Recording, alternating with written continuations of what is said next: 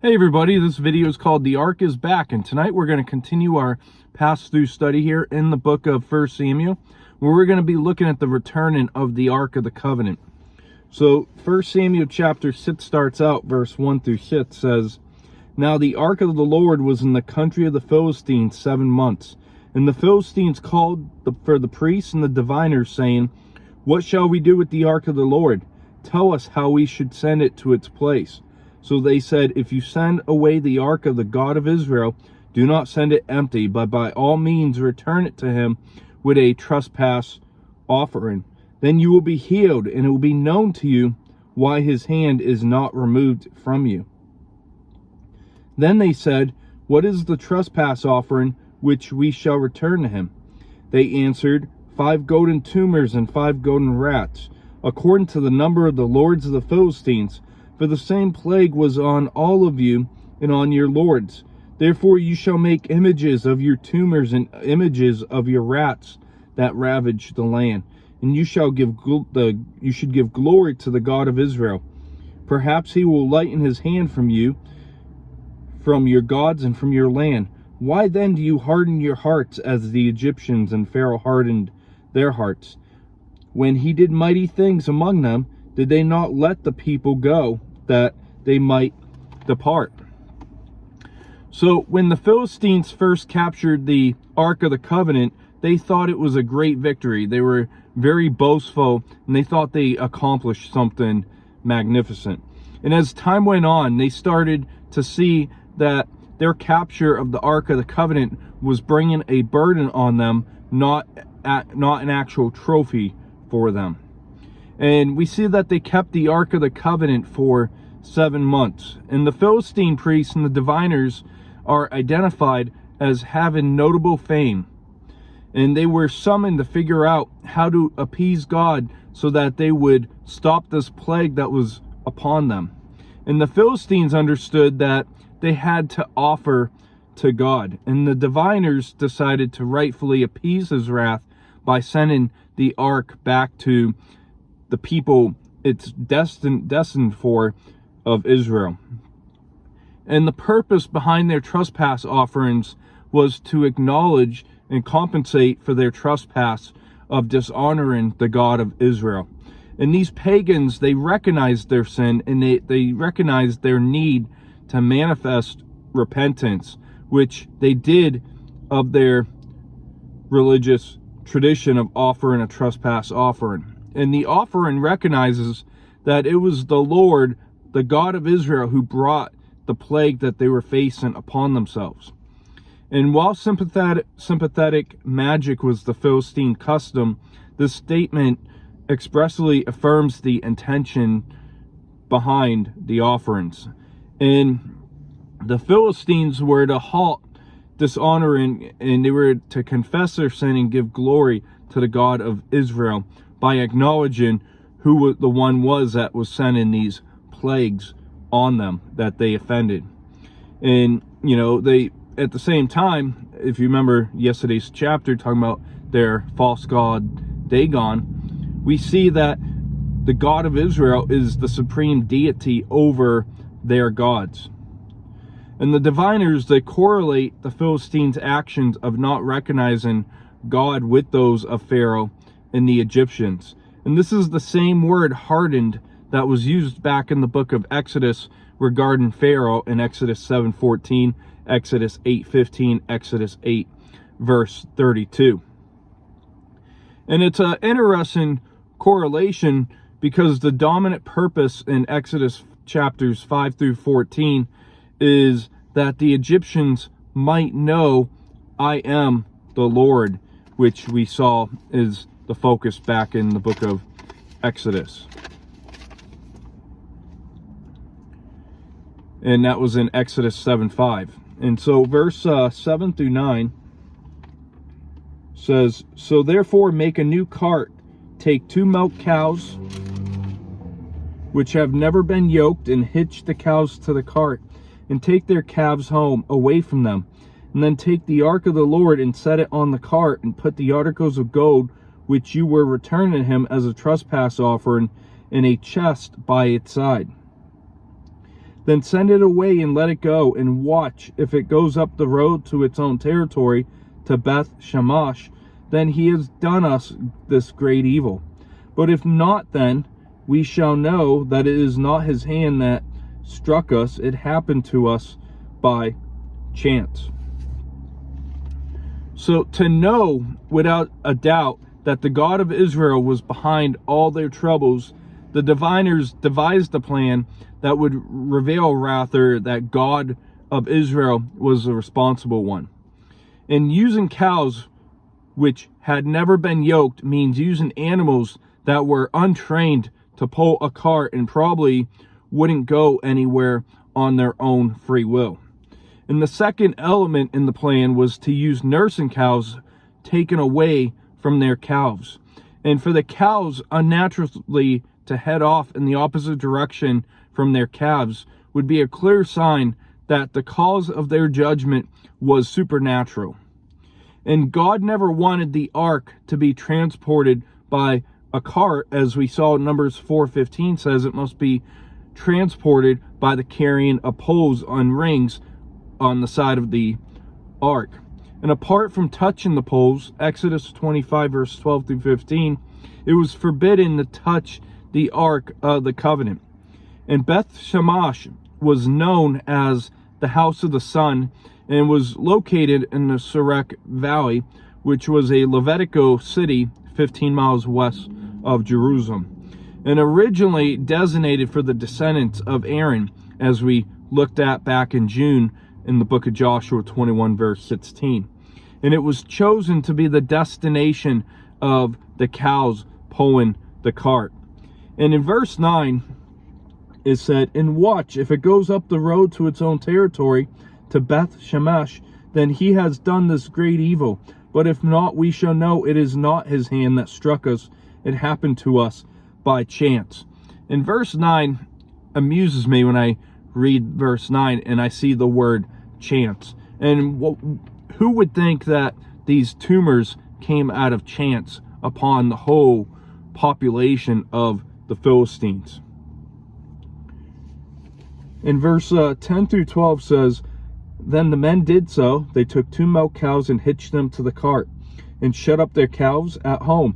And they set the ark of the Lord on the cart, and the chests of the goad rats, and the images of their tumors. Then the cows headed straight for the road of Beth Shemesh, and went along the highway, lowing as they went, and did not turn aside to the right hand or to the left. And the Lord of the Philistines went after them to the border of Beth Shemesh."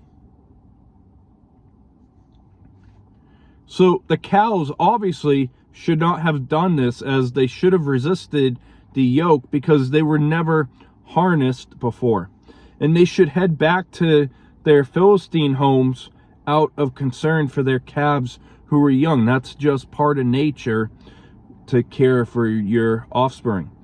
But they headed straight for the road of Beth Shemesh. And God did not leave this up to chance. This was God's sovereign hand over these cows. And I know some people like to take verse 6 in this passage and, say that the writer was Arminian. But, the cow story here, it's like God is, full control over his creation. And so think about it. This story is a miracle. And 2 cows who never pulled a cart before, no driver led them, yet they left home. They went on to march approximately 10 miles to a city they have never been to. They went on a certain road. They made no wrong turns, never a stop or turning back to feed their cows. This does not sound like a free will story for these cows. And God used the few cows to show his glory through. And these cows weren't happy, as they longed for Chick-fil-A. If they had free will, I'm persuaded they would have gone to Chick-fil-A. But they stayed on the road that God appointed them to be on. And, they would have gone back to their home for their calves. Yet, they still did the will of God. In verse 13 through 15 says, Now the people of Beth Shemesh were weeping for their wheat harvest in the valley. And they lifted their eyes and saw the ark and rejoiced to see it. Then the cart came into the field of Joshua of Beth Shemesh and stood there. A large stone was there. So they split the wood of the cart and offered the cows as a burnt offering to the Lord. The Levites took the ark of the Lord and the chest that was with it, in which were the articles of gold, and put them on a large stone. Then the men of Beth Shemesh offered burnt offerings and made sacrifices the same day to the Lord. So they reaped their harvest most likely sometime in June likely. And these harvests were accomplished with the whole city participating. And the cows, they stopped in the field of Joshua, where there was a large stone, which was verifiable to the writer at the time that the account was written. And because the cows and carts were used for sacred purposes, they could not be used for normal everyday purposes. And therefore the men of Beth Shemesh sacrificed the cows using the cart for the fire. And the men of Beth Shemesh, being Levites, were qualified to move the ark. And the stone mentioned in verse 15 was used as a pedestal for both the items of gold and the ark. And at the time the account was written, it stood as a witness that God had returned to the land. And I wonder if the Levites felt the same way that the disciples felt on the day when they saw the resurrected Jesus, as they felt they received God back to them from the dead. And of course, God was not dead, nor had God left them, but it's how they felt. And they believed they needed to honor God and offer the cows as a burnt offering. And though their offering violated the Mosaic law, as they offered a female animal in violation of Leviticus chapter 1 verse 3 and Leviticus chapter 22 verse 19, they did so anyway from the tabernacle in violation of Deuteronomy chapter 12 verse 5 through 6, which we looked at back in March. In verse 16 through 18 says, "So when the 5 lords of the Philistines had seen it, they returned to Ekron the same day.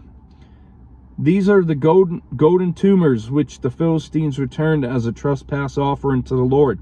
One for Ashdod, one for Gaza, one for Ashkelon, one for Gath, one for Ekron, and the golden rats according to the number of all the cities of the Philistines belonging to the 5 lords, both fortified cities and country villages, even as far as the large stones of Abel on which they set the ark of the Lord, which stones remains to this day in the field of Joshua in Ben Shemesh." So the Lord of the Philistines, upon seeing that the ark arrived safely, they returned to Ekron. And I wonder what their reaction had to be like at this point. And verse 19 wraps up, or actually there's more verses after 19. It says, "Then he struck the men of Beth Shemesh because they had looked into the ark of the Lord. He struck 50,070 men of the people. And the people lamented because the Lord had struck the people with a great slaughter." And this action on the part of men of Beth Shemesh constituted the sin of presumption. And this is this was first addressed back in the book of Numbers chapter 4 verse 20, and then it's mentioned again coming up in the next book, 2 Samuel chapter 6 verse 6 through 7.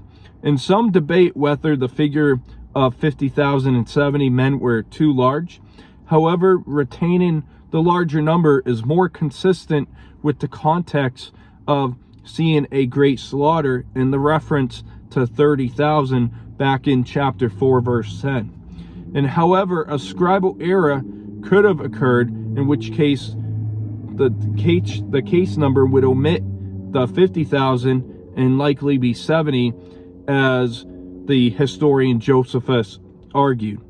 And God dealt with the Israelites more strictly as he dealt with them, as they should have known and done better. And it's sad to consider that the Philistines showed more honor to the holiness of God with the ark than the Israelites did. In verse 21, wrapping up the chapter, says, "And the men of Beth Shemesh said, Who is able to stand before this holy Lord God? And to whom shall it go up from us?" So they sent messengers to the inhabitants of Kirjath Jearim, saying, "The Philistines have brought back the ark of the Lord. Come down and take it up with you." So this question climaxes the narrative of the ark. No one is able to stand against God's judgment. And this applied to the people outside of the covenant as well as those who were under this covenant. And presumption before God is sinful. It's unacceptable. And to whom shall it go is an expression used to indicate the desire to take the ark away from them. And Kirjath Jearim was a city that was located about 10 miles northeast of Beth Shemesh. And it would remain the resting place of the ark until David brought it to Jerusalem, which we're going to look at later in November in 2 Samuel chapter 6. And this location had been long associated in Baal worship, as we saw back in Joshua 15:9 and Joshua 15:60 back in June. And the men of Beth Shemesh disrespected God, and they offended the holiness of the Lord. And so, to wrap up today's chapter, we look at the priests of the Philistines suggests a way to relieve themselves from the burden of the ark. And we look at the Philistines, they decide how they're going to return the ark, including having a test to see if the judgment of the God of Israel was upon them, or was it just something by coincidence. And many people think things happen by chance, and some believe that the world was created by chance. And if you take a coin, the chance it would land on its heads, or the probability, is 50%. But the strength of the flip, the force of the air currents and air pressure as it flies through the air also contributes on if the coin's going to land heads up or heads down. And we also looked at all expectation. We see that the cows go to the land of Israel. And we look at the ark received with honor and joy at Beth Shemesh. And we look at the offering of the Philistines included with the ark. And once again, we saw that the men of Beth Shemesh profane God's holiness. And we see the chapter ends with the men of Beth Shemesh appeal to the men of Kirjath Jearim to take the ark from them. And the holiness of God isn't something that attracts man naturally. And let's go to Luke chapter 5, verse 8.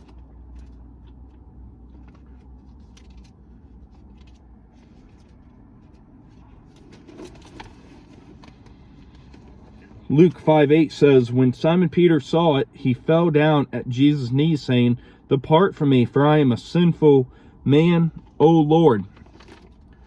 So when Peter saw the holy power of Jesus Christ, he confessed being a sinful man. And I want to go over to Matthew chapter 17, verse 6.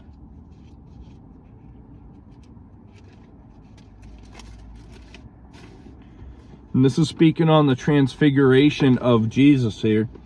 Matthew 17:6 says, "And when the disciples heard it, they fell on their faces and were greatly afraid." So the disciples, we see, were greatly afraid when they saw Jesus shining forth at his transfiguration. And when we meet the holy God, we are almost those who go on roller coasters who don't want to be there, but at the same time, they're there in excitement and fear. And I will just make a side comment that I am not a fan of roller coasters at all. So I'm not speaking to myself here. But some of you guys are thrill seekers. You guys like roller coasters, but at the same time, you hate them. You know what I'm saying? And the next verse I want to read is Ephesians chapter 4, verse 24. So Ephesians 4:24 says, "And that you put on the new man, which was created according to God in true righteousness and holiness." And holiness is not achieved through our own efforts. It's a misconception today. People, you know, they see the verse, "Be holy as I am holy." They think that it's works-based. But it's received in Jesus Christ when we are made into a new creation. And I want to look at Hebrews chapter 12, verse 10.